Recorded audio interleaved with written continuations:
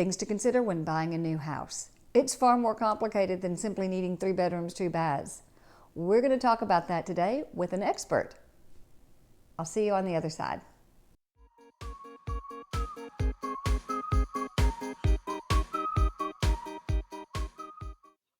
While we wait for Melissa, go ahead, like and subscribe to my channel. Ring the bell so you don't miss a thing. There's a new video every single week. Hey there, welcome back. This is Susan Thetford, and today, things to consider when buying a new house. That's what we're talking about today. I'm with my friend Melissa Spittel from the Maryland area. She'll tell us exactly the location. And we're talking about the things that are important to look at when you're buying a new house, especially if you're moving to a new area, a new state, new region of the country. Melissa, thanks for being with me. Thanks for having me, Susan. What an honor to join you today. Yeah, I'm in Maryland. I am, my primary area is Carroll County and the surrounding counties as well, but primarily Carroll County is my area of expertise. Carroll County is about 30 miles north of Baltimore, probably closer to 50 miles north of Washington, D.C. And we are a predominantly rural county that has its areas that are a little more suburban. In particular, some of the towns in the area that I serve are Westminster, Maryland, Manchester, Maryland, Hampstead, Maryland. We have an area known as Sykesville, Mount Airy, Finksburg, Tonytown. So there's quite a few, and there's a few other towns too. So it's kind of a diverse area with lots of options for depending on what somebody's looking for. That's wonderful, and that's kind of what brought us to thinking this is a good conversation to have. I'm in Nashville, Tennessee. The last 2-3 years, it's been said that we have 100 people moving to Nashville on a daily basis. And what I'm seeing a lot of is people from up northeast, because I guess they're trying to get rid of the cold, or lots of people from California and from Texas. And I'm finding that what they are used to in their areas, and they're bringing kind of a checklist, they're expecting to find here. And I thought it'd be a fun conversation to have. How do you help someone through the process of beginning to find a new home in an entirely new area? And, some of the issues that you're seeing coming up as well. Yeah, absolutely. Because we have over the last several years, an influx of folks moving from the more urban and suburban areas into our area. And there certainly are quite a few differences that sometimes they're a little surprised to know what resources we do and don't have. Are they moving to your area because of schools? Are they moving because they just want more space, or they want new construction? Is there Go ahead, I'm sorry. I would say, is there 2 or 3 hard and fast reasons that people seem to be moving out? Because in my area, they're trying to move in. Yeah, complete opposite here. So they're moving from other areas in the state because of their employment into our area. And there's several reasons for that. One is the schools.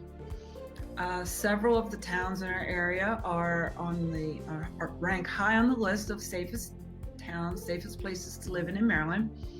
And for the affordability, because the closer you get to the Baltimore and the Washington, D.C. area, the more expensive, the higher the cost of living, and homes are certainly more expensive. So they're starting to migrate more into our area for some of those reasons. Well, I suppose, because that sounds a little like Nashville's development too. We had farmland around Middle Tennessee area. As people are moving out, the farms are becoming developments. You can get new construction, and the new construction pricing is far more affordable, 15, 20 minutes out of Nashville versus, well, actually you have to go further than that to get new construction now, under the $600,000 price point. Is that driving some of yours as well, the new construction? I think absolutely. So our area is still rural. There used to be a lot more open land, a lot more farms. A lot of those have been sold off. The developers are buying them, and they are certainly putting a lot of new communities are being built. And a lot of folks are moving from those other areas for the more affordable new construction. Got it. One of the things that I find is a terrific help for me is the fact that I'm a native of Nashville. So I've been able to see areas that in the 70s that maybe were not prime areas, were not places where people necessarily wanted to be, the higher pricing or the higher quality homes. As the decades have changed, things have shifted quite a bit. So say my friends' parents would not know that the Sylvan Park or Charlotte area of Nashville is now a booming area that people are flocking back to and becoming walking communities. You have to teach them this kind of thing, but I know those nuances as a native. I'm sure you're having the exact same situation, right? Oh, absolutely. Especially, for example, I live in what's known as the town of Manchester. Been in this area for many, many years. Know the area very well. But in light of what you just mentioned, very few people would move to Manchester because of the commute. It would significantly extend the commutes. It's one lane traffic in each direction, stoplights, just congested. And very few people wanted to move out this far. And now we're seeing more and more people moving out into this area for a number of reasons. And they have long commutes, but that's the trade-off. And they're just learning to go with it. There is always a trade-off. Let's talk about some of the things. If someone's coming from another area that you're finding they're expecting in your area, and then I've got a couple here in town, and you got to help people through. Let's talk about a wish list, Mm-hmm. and let me give you some of the realities of that. Are you finding some things in your area? Oh, absolutely, no doubt, yeah. For example, people here coming from the north, especially, expect to find a basement. They really tell me often, say, I can be 45 minutes to an hour. I'm used to an hour commute from wherever I'm coming from.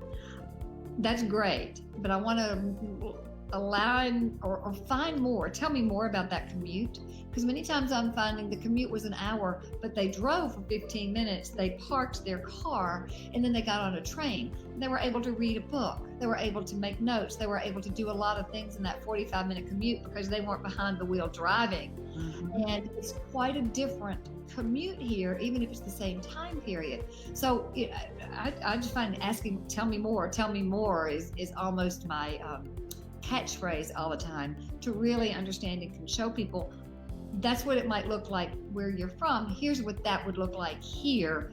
Now, is that okay? Right, absolutely. For us in our area, we don't have public transportation.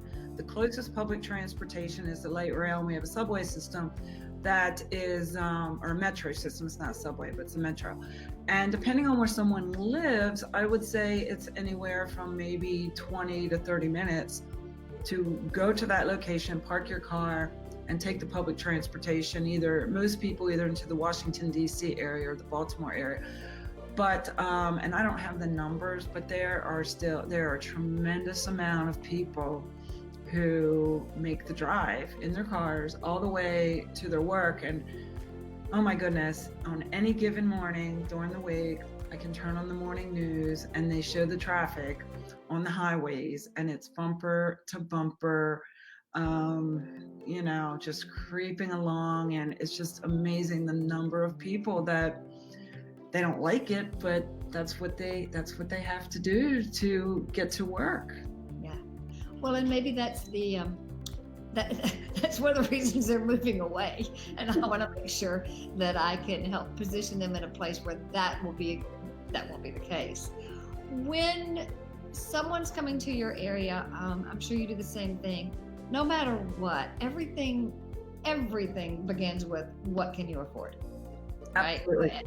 It's a tough question to say, look, we need to know how much money you're coming with, what your down payment's got available. We've got to have a place to start to play then now with your wish list. And it always begins with how much money have you got to spend, right? Well, that, and I don't know about where you are, but for us, how much can you afford?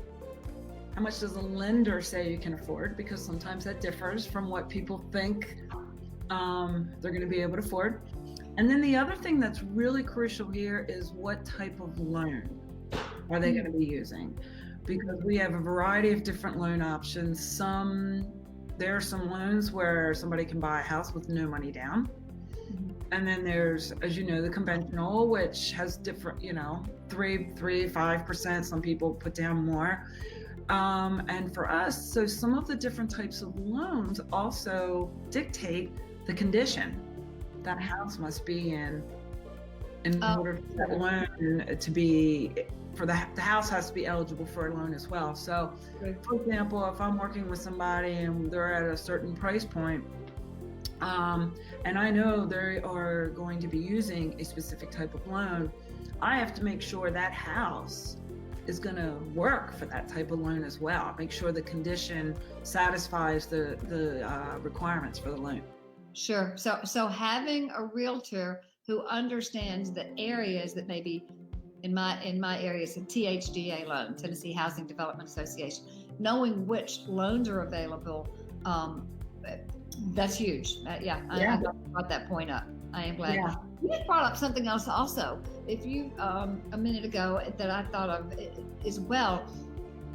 So many of us depend on, if we don't have internet and we don't have fast internet, we are ready to cut somebody's throat. Yeah. You know the nuances of your area, and I can say the same thing. I have a service that there's a pocket of 6 blocks that I'm not going to get any service from. So if I happen to live in that area, or I bought a house in that area and I suddenly couldn't have any service, I wouldn't want to be me as a realtor. I know. Yeah, we have those areas too where cell service is either non-existent or very limited, and internet service is can be difficult to access in certain areas. Exactly. For somebody who works from home or has kids who rely on technology for schoolwork, there are certain areas or certain locations that aren't going to work. What are some of the things that you find that someone coming from a different area expects to find in your area that they're not going to? Is there anything? There is, actually. That's a great question. So one of the, I think, significant things is in our area, our public safety is different from what most people are accustomed to. In our area, the fire departments are all volunteer fire departments.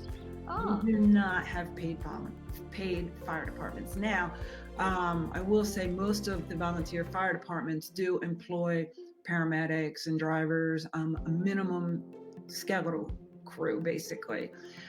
So if you live for somebody who's moving from the more urban area, they're used to calling 911. It's a government provided, paid service. Up here, it's not. The other thing with police, we have the Maryland State Police, but there are certain areas that they don't really cover too much, and we have local sheriffs, and then also each individual town has its own town police force, and they don't all work 24/7. So if you call 911, need police, you might have a little bit longer wait than you're used to waiting for in the more urban areas. Interesting. Mm-hmm. I just thought of this too. Are you where you are? Because you've mentioned several times that you can be pretty rural. Are you mostly septic tank? Are you mostly sewer? Are you having? It depends. We still have a lot of septic systems. But then in most of the town limits, it's public sewer. But then on the outskirts, you have septic systems, and that's a great question. That's a great point you brought up, because people who are moving here from the more urban areas, they aren't used to septic systems and wells. We have a lot of wells too. So it's having grown up in the area, I'm very familiar with both, and feel that I can educate and help people understand that just because a house is on a septic system, it's not the end of the world. You just have to take care of it. Well, and you have to know how to take care of it. Yes. Again, that's again back to the finding someone who's an expert within their area. Not only you've grown up there, you've seen the fluctuations, you've seen the changes, but you also understand that if they're really tight on their budget, and you have a septic system, here's what annually you need to do. Yeah. You know, somebody has a pool. Here's what you need. Here's the real down low on what it's going to cost to maintain that pool. And it's not to talk anybody out of anything. It's just to educate. Sure, because I don't want to see somebody buy a house and they're not prepared for certain of these items that they need to plan for, set money aside for in their budget, and then all of a sudden, you know, they're in over their heads. And I certainly don't want to see that happen to anybody. You don't know what you don't know. Yeah, and that's the truth. That's the truth. Well, one of the things that I'm constantly surprised because we don't really have basements here in Nashville.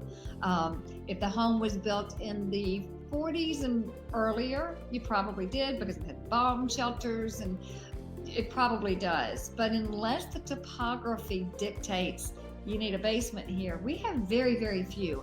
And that's one of the first things that it seems to me, anybody from up north especially, they have a checklist of things. I want a 3-bedroom, 2-bath house. I want a basement. I want a this and a that. And it's wonderful to see, just interesting to see what people expect from different areas and what they really like and want to have in their new homes. That's the truth.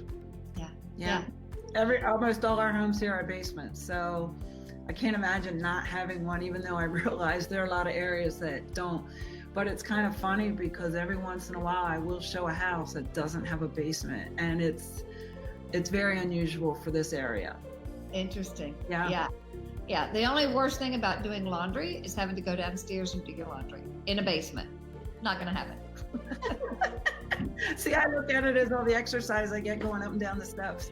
Too many horror movies. Not going to do a basement. Well, Melissa, this is fun. I love talking to other agents from other areas and learning from you. One last question: are you all, when you close on a house at 12 p.m. today, do you take possession of the house, or do you have an escrow situation? Nope, you take possession. You get the keys. And depends on how you but okay, yeah. I'm shocked with all the places where it's a 30-day escrow or something. It's just no, we don't have that. Everything is lined up in place, and the keys are transferred, and just like that, the ownership changes. That would be a rude awakening to walk away from a closing where you just gave somebody $400,000 and you still can't get into it for 30 more days. I can't imagine that. I don't understand how that works. I'm glad I'm not a real. Yeah, the only time when that happens is somebody has a rent back. Yeah. Well, every situation, every contract's different. You can always negotiate to meet those needs. Yeah, But, and clearly every area or every different states do things differently. which is why you need someone to help walk you through every step of the way. Yeah. Yep. Well, thank you. One last thing. Nothing like it is on HGTV, right? Oh, yes. Nothing is like it is on HGTV. Very rarely. That's just a given. But I will say, real quick though, speaking of HGTV, it's fantastic. It gives sellers a fantastic idea of what they need to do to get their house ready to list it, stage it, paint colors. I think it's really helpful for that. True. You can easily see the difference. There's one that I love. It's called List or what is it? Love it or list it. Love it or list it. And the house is such a ramshackle mess before. Yeah. And the families always just can't believe how great it could look. Now, the numbers aren't right, and they got new staged furniture and everything. But right. But it's not all done in one day. It goes back to the adage about real estate: location. It seems to be about 80% of the time, people stay in their home, although it didn't get everything new that they wanted. That location is what's still paramount in real estate, as always. Yeah, I think that's the number one the number one, whether you need to be close to work, close to family, near grandkids, near schools, whatever it is, location is definitely, I think, number one. The grocery store that you're used to going to, the car mechanic that you trust, absolutely, absolutely. Well, the next best thing to that is having a realtor and advisor who can tell you the nuances of this is the traffic patterns and this is where you want to go for this, and that's where you want to go for that. Here's where the leather can be repaired. Finding somebody who is a native of an area and has known it forever has got to be super invaluable, and I'm glad to know you, that I can always refer people to you in that area. And likewise with you too. Yeah, sounds great. Well, thanks, Melissa. I will be putting in the contents here all the ways that people can access getting to you, and please give Melissa a call if you're thinking of moving to our area. I hope you found that valuable. If you're thinking of moving to Nashville, you might want to check out that video up there. 5 things I love and 5 things I could do without about living here. Every place isn't perfect, right? Be sure to subscribe to my channel and ring that bell so you don't miss a thing. I do a new video every single week. You know, that video may be more to what you're looking for. See you soon.